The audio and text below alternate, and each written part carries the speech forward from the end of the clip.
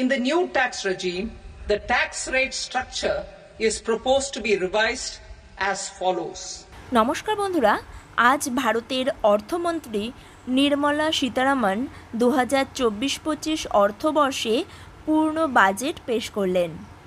Salary এমপ্লয়ীদের জন্য বা সরকারি এবং বেসরকারি কর্মচারীদের জন্য ইনকাম ট্যাক্সে বিশেষ ছাড় দিয়েছেন এবং স্ল্যাব চেঞ্জ করেছেন। নতুন রিজিম অনুযায়ী ট্যাক্স রেট স্ট্রাকচার রিভাইজ করা হয়েছে। 0 থেকে 3 লাখ টাকা পর্যন্ত ট্যাক্স 0 অর্থাৎ 0।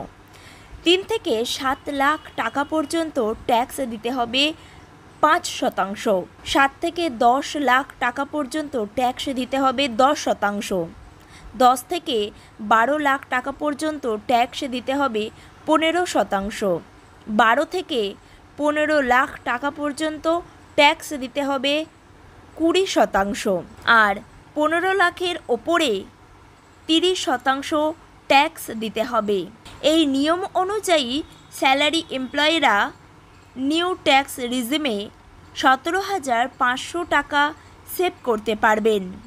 বিশেষভাবে বলে রাখি, ট্যাক্সের ধারা 87-এর এতে আমরা রিবেট পেতে পারি 25,000 টাকা পর্যন্ত।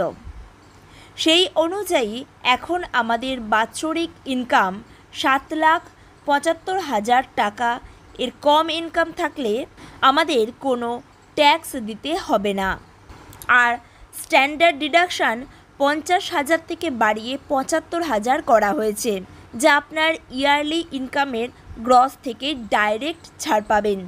ক্যাপিটাল গেনে ছাড় 1 লক্ষ টাকা থেকে বেড়ে 1,25,000 টাকা করা হয়েছে। অর্থমন্ত্রী ঠিক কী বললেন চলুন শুনে নেওয়া যাক। In the new tax regime, the tax rate structure is proposed to be revised as follows. 0 to 3 lakh rupees, nil. 3 to 7 lakh rupees, 5%.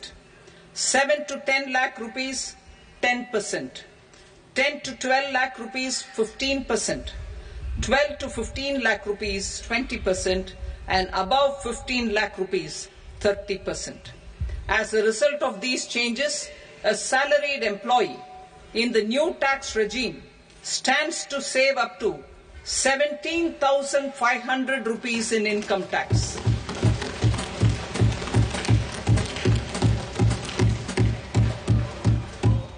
Apart from these, I am also making some other changes as given in the annexure. As a result of these proposals, revenue of about 37,000 crore, that is 29,000 crore in direct taxes and 8,000 crore in indirect taxes will be foregone, while revenue of about 30,000 crore rupees will be additionally mobilized. Thus, the total revenue foregone is about 7,000 crores annually.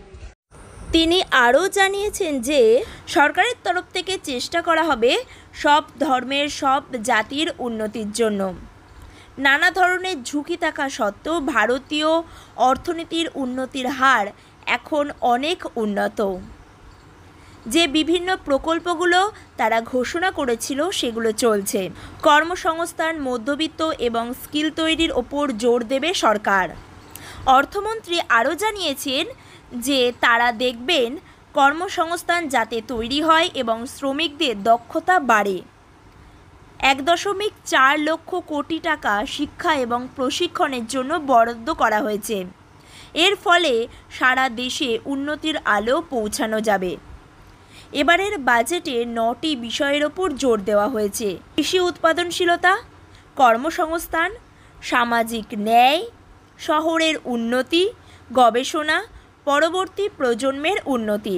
এই বাজেটে এইগুলোকেই মাথায় রেখেই কাজ করা হবে। কৃষিতে গবেষণার ওপর জোর দিচ্ছেন সরকার, যাতে উৎপাদনশীলতা বাড়ে। সরকারি এবং বেসরকারি উভয় ক্ষেত্রেই এই গবেষণার উপর জোর দেওয়া হবে। 32টি হর্টিকালচার শস্যের ওপর জোর দেওয়া হবে। 1 কোটি কৃষককে ন্যাচারাল ফার্মিংয়ে নিয়ে আসা হবে। 10,000 সেন্টার এর জন্য তৈরি হবে। তৈলবীজ, সয়াবিন এবং চিনেবাদামে আত্মনির্ভর হওয়ার চেষ্টা করা হবে। কৃষকদের সমবায়ের দিকে নজর দেওয়া হবে।